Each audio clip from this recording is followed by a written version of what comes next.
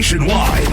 Ugnay pa rin ang balitang yan mga kabrigada, supply ng gamot kontra HIV sapat ayon sa DOH. Brigada Maricar Sargan, ibrigada mo! Brigada Live Report.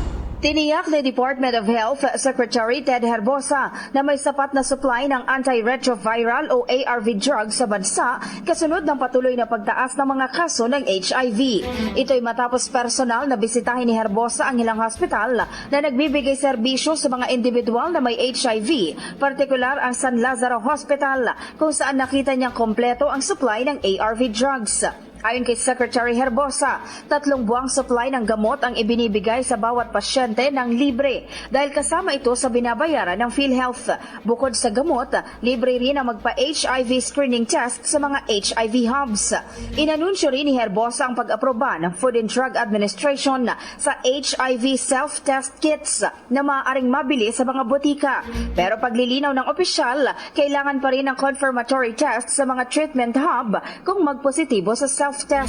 Nabatid na lumobo sa 500% ang naitatalang kaso ng HIV sa bansa o katambas ng 57 new cases kada araw.